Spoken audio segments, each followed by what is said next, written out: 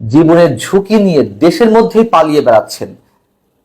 কত পার্সেন্ট পালিয়ে যেতে পেরেছেন আওয়ামী লীগের যে লাখ কোটি নেতাকর্মী রয়েছেন? 1%, 2%, 5%? খুব বেশি হলে, খুব বেশি হলে লাখো কোটি নেতাকর্মী তো দেশে রয়েছেন, তারা জীবনের ঝুঁকি নিয়ে দেশে অবস্থান করছেন পলাতক অবস্থায়।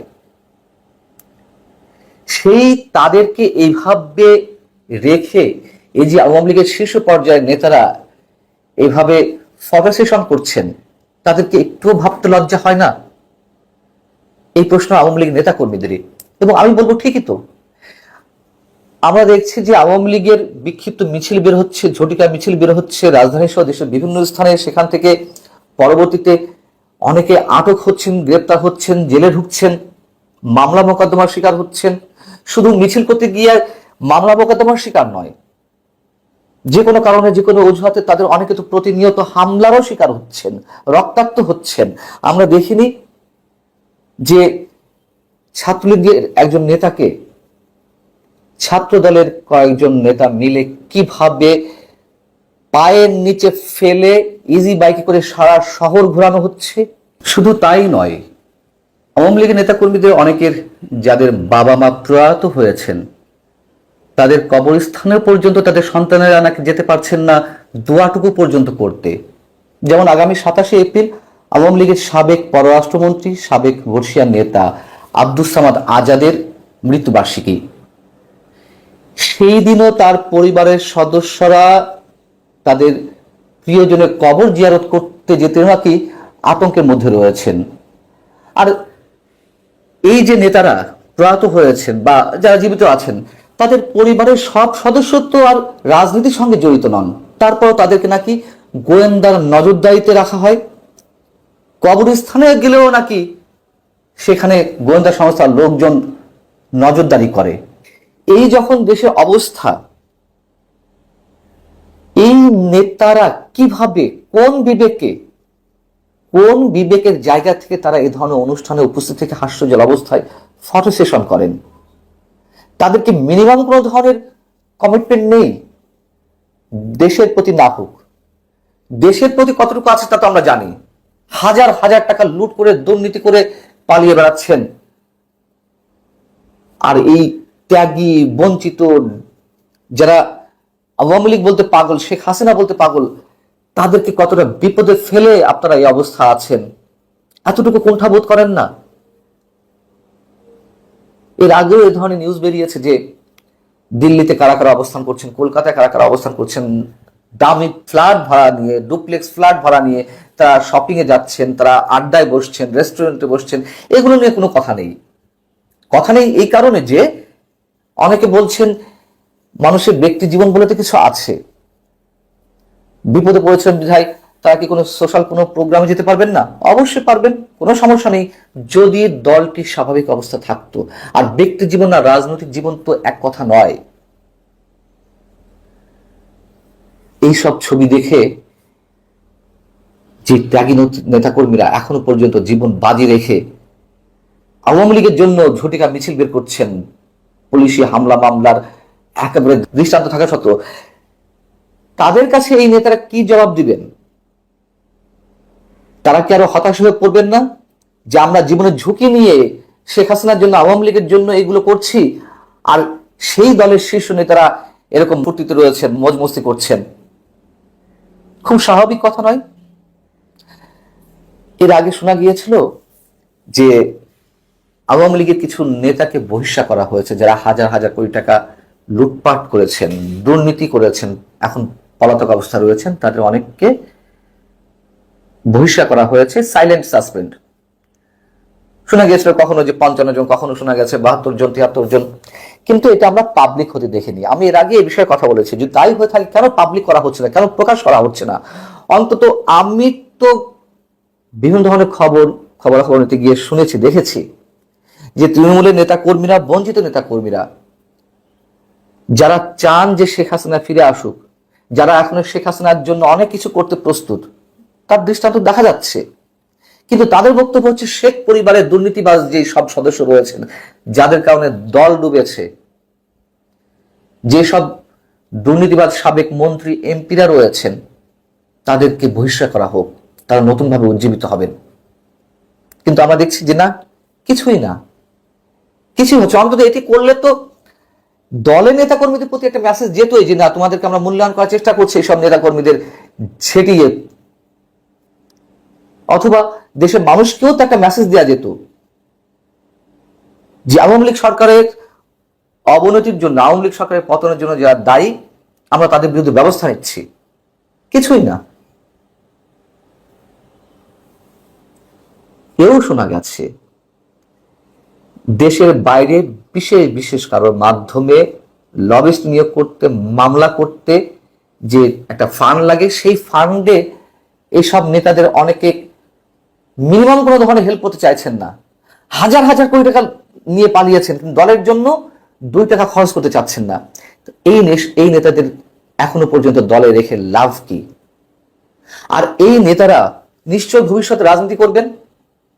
রাজনীতি মানে আওয়ামী লীগ যখন সুসময় ফিরে পাবে, যদি কখনো আওয়ামী লীগ আবার সরকার গঠন করে, এরাই তো ঘুরে ফিরে আসবেন।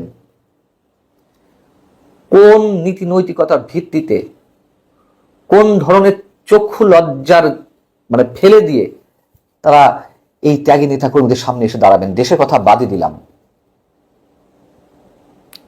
অতএব যারা বলছেন যে ব্যক্তি জীবনের স্বাদ আল্লাহ তো থাকতেই পারে, সৌজন্যতা রক্ষা করার বিষয় থাকতেই পারে, কিন্তু এরকম চরম ভয়ঙ্কর দুঃসময়ে লাখো কোটি নেতাকর্মীকে বিপদের মুখে ফেলে নয়। আমি বলছি না তাদেরকে খাওয়া দাওয়া সব ছেড়ে দিতে হবে, তাদের জীবনে অন্যান্য দৈনন্দিন সব কাজকর্ম থামিয়ে দিতে হবে, নিশ্চয়ই তা নয়। এটা তো সোশ্যাল মিডিয়ার যুগ, তাতে তো ভাবা উচিত ছিল অন্তত রাজনৈতিক জায়গা থেকে, মিনিমাম চক্ষু লজ্জার জায়গা থেকে, নেতাকর্মীদের প্রতি মিনিমাম একটা কমিটমেন্টের জায়গা থেকে এই ধরনের জাঁকজমকপূর্ণ অনুষ্ঠানে তাদের উপস্থিত হওয়া কতটা সমীচীন তা তো তাদের নিশ্চয়ই একটু ভাবার প্রয়োজন ছিল। অতএব আমরা ধরে নিতে পারি যে সব নেতাদের দেশের প্রতি তো কমিটমেন্ট নেই, সাধারণ নেতাকর্মীদের প্রতিও তাদের ন্যূনতম কোনো ধরনের কোনো কমিটমেন্ট নেই।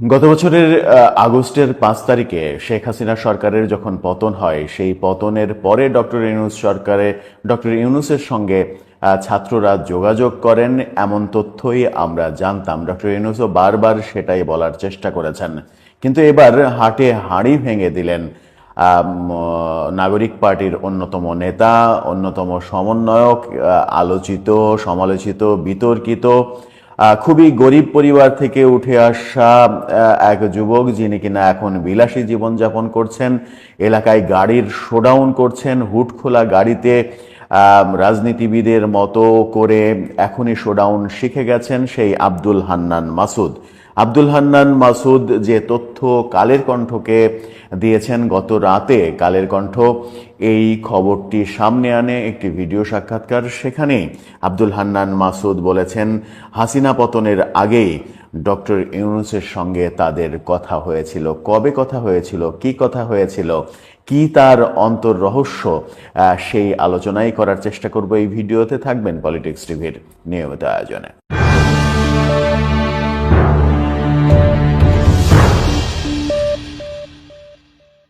দর্শক, পলিটিক্স টিভির নিয়মিত ভিডিওগুলো এখন থেকে স্পন্সর করছে প্রজাপতি.টিভি, নতুন ওটিটি প্ল্যাটফর্ম। আপনারা চাইলে ইউটিউবে, ফেসবুকে, ইনস্টাগ্রামে, টিকটকে দেখে নিতে পারেন।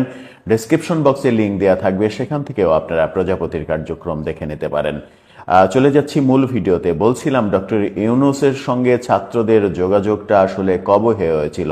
ডক্টর ইউনূস বিদেশি সংবাদ মাধ্যমে একাধিক সাক্ষাৎকারে বারবার বলার চেষ্টা করেছেন যে শেখ হাসিনা পতনের পর ছাত্ররা তার সঙ্গে যোগাযোগ করে।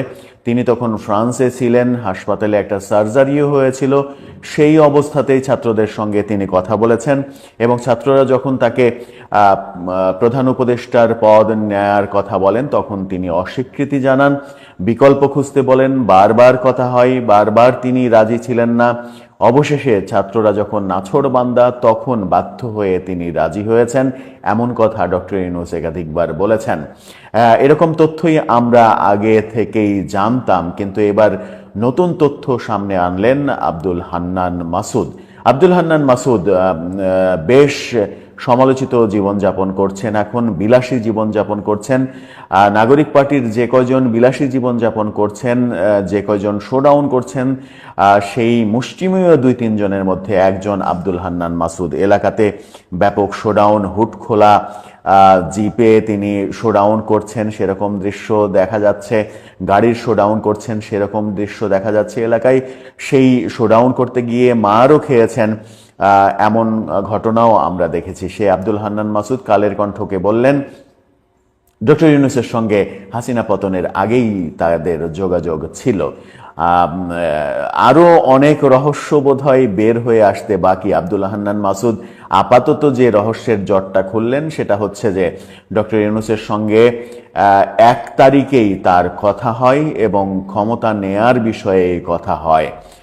1 তারিখে কিভাবে কথা হয়? বিদেশি বেশ কয়েকজনের সঙ্গে আব্দুল হান্নান মাসুদ স্বীকার করেছেন যে বেশ কয়েকজনের সঙ্গে তাদের নিয়মিত যোগাযোগ ছিল। তার মধ্যে অন্যতম জুলকারনাইন শাহের, আল জাজিরার সাংবাদিক, এবং মুশফিক ফজল আনসারীর কথা বলেছেন। আরও একজনের কথা বলেছেন বটে, কিন্তু বিদেশি 2 জন ইউটিউবারের কথা তিনি বলেন নাই, যাদের সঙ্গে যোগাযোগটা সার্বক্ষণিক ছিল বলেই আমরা বিভিন্ন সূত্রে জানি। যাই হোক, জুলকারনাইন শাহের যেহেতু আল জাজিরার সাংবাদিক, তার কথা বললে খুব একটা সমস্যা হবে না। মুশফিক ফজল আনসারীর কথা বললেও খুব একটা অসুবিধা হবে না, তাই হয়তো এই 2 জনের নাম সামনে এনেছেন। এবং মুশফিক ফজল আনসারী ইউনূসের সঙ্গে কথা বলার উপায় বাতলে দেন আব্দুল হান্নান মাসুদকে। তেমন কথা মাসুদ বলেছেন কালের কণ্ঠকে, বলেছেন মালয়েশিয়ায় ভায়া হয়ে মালয়েশিয়া থেকে একজনকে দিয়ে একটি অ্যাপসের সিগন্যাল অ্যাকাউন্ট করে দেন আব্দুল হান্নান মাসুদকে মুশফিক ফজল আনসারী, এবং সেই সিগন্যাল অ্যাকাউন্টের মাধ্যমে ডক্টর ইউনূসের সঙ্গে কথা হয়। ডক্টর ইউনূসের সঙ্গে হোয়াটসঅ্যাপে, ফোনে কোনো সাধারণ মাধ্যমে যোগাযোগ হয়নি, সিগন্যাল অ্যাকাউন্টে যোগাযোগ করা হয়েছে। তার মানে এটা যে খুব ছেলে খেলার বিষয় নয়, এটা নিশ্চিতই এখন বোঝা যাচ্ছে যে ডক্টর ইউনূসকেও সিগন্যাল অ্যাকাউন্ট করে দেয়া হয়েছে। নিশ্চিত করেই তিনি মাসুদ তাকেও সিগন্যাল অ্যাকাউন্ট করে দেয়া হয়েছে। তারপর 2 জনের কথা হয়েছে এবং 1 তারিখে, আগস্টের 1 তারিখে প্রথম কথা হয় আব্দুল হান্নান মাসুদের সঙ্গে, এমন কথা তিনি বলেছেন। আব্দুল হান্নান মাসুদ কি এই আন্দোলনের এমন কোনো গুরুত্বপূর্ণ নেতা ছিলেন, মানে সিদ্ধান্তদাতা ছিলেন, ডিসিশন মেকার ছিলেন, যে তিনি একাই ডক্টর ইউনূসের সঙ্গে কথা বলেছেন? নিশ্চিত করেই তা নয়। তাদের সম্মিলিত ব্যাপার। হয়তো কোনো একটা পর্যায়ে গিয়ে জুলাইয়ের শেষ দিকে আব্দুল হান্নান মাসুদের উপরে হয়তো দায়িত্ব বর্তায় যে ডক্টর ইউনূসের সঙ্গে যোগাযোগ করে তাকে প্রধান উপদেষ্টার পদ নেয়ার জন্য কথা বলো। 1 তারিখে সেই কথা বলেন। 1 তারিখে ডক্টর ইউনূসকে যখন তিনি বলেন, ডক্টর ইউনূস তাকে জানান যে আমি আছি তোমাদের সাথে, গোটা দেশ তোমাদের সাথে আছে, তোমরা এগিয়ে যাও, বিজয়ী হবেই। ডক্টর ইউনূস সেই সময়ই কিন্তু জানিয়েছিলেন যে তিনি এই ছাত্রদের সাথে আছেন, গোটা দেশ আছেন। অথচ আমরা এর আগে জানতাম ডক্টর ইউনূসকে 5 তারিখে ফোন দেয়া হয়, ফ্রান্সে যখন হাসপাতালে সার্জারির মধ্যে ছিলেন তিনি। সেই সময় ডক্টর ইউনূস বলেছেন যে আমি এই ঝামেলার মধ্যে যেতে চাই না, আমি এটা নিতে চাই না, তোমরা বিকল্প দেখো। বারবার রিফিউজ করেছেন ডক্টর ইউনূসের ভাষ্যমতে। রিফিউজ করার পর ছাত্ররা যখন নাছোড়বান্দা, কোনোভাবেই শোনেনি, তখন তিনি বাধ্য হয়ে রাজি হয়েছেন। আবার ক্লিন্টন ফাউন্ডেশনের প্রোগ্রামে গিয়ে আমেরিকাতে তিনি মেটিকুলাস ডিজাইনের কথা বলেছেন এবং মাহফুজ আবদুল্লাহকে মেটিকুলাস ডিজাইনের যে প্রধান মানুষ, তার সেই পরিচয়টা তুলে ধরেছেন। মূল যে পেছনের কারিগর, সেই পেছনের কারিগর হিসেবে, মাস্টার মাইন্ড হিসেবে মাহফুজ আবদুল্লাহকে পরিচয় করিয়ে দিয়েছেন। এই মেটিকুলাস ডিজাইনের অংশ ডক্টর ইউনূসও ছিলেন কিনা সেই আলোচনা অনেকে করার চেষ্টা করেন। আব্দুল হান্নান মাসুদের 1 তারিখের এই যোগাযোগের কথাটা সামনে আসার পরে কি এই ব্যাপারটা আবারও প্রশ্নের সম্মুখীন হবে যে ছাত্রদের এই আন্দোলনের সঙ্গে আগে থেকেই ডক্টর ইউনূস ছিলেন এবং খুব ভালোভাবে ছিলেন, সাপোর্ট দিয়েছেন, এমনটাই কি সত্য? যেমন আব্দুল হান্নান মাসুদ এক পর্যায়ে বলেছেন যে সেই সময় তারেক রহমান নাকি তাদের সঙ্গে যোগাযোগের চেষ্টা করছিল, তার সঙ্গে কথা বলার চেষ্টা করছিল, কিন্তু তিনি সেটা রিফিউজ করেছেন। তারেক রহমানকে তিনি রিফিউজ করেছেন, তারেক রহমানের সঙ্গে তিনি কথা বলতে চাননি, এবং কারণ হিসেবে বলেছেন যে সরকার সে নানাভাবে টেলিফোন ট্র্যাক করছিল, নিরাপত্তার অভাবে কারণে তারেক রহমানের সঙ্গে যোগাযোগ করলে ব্যাপারটা অন্যদিকে চলে যাবে, এই কারণে তারেক রহমানকে রিফিউজ করেছেন। তিনি তারেক রহমানকে রিফিউজ করছেন অথচ ডক্টর ইউনূসের সঙ্গে যোগাযোগ করছেন, ব্যাপারটা একটু এলোমেলো হয়ে যায় না?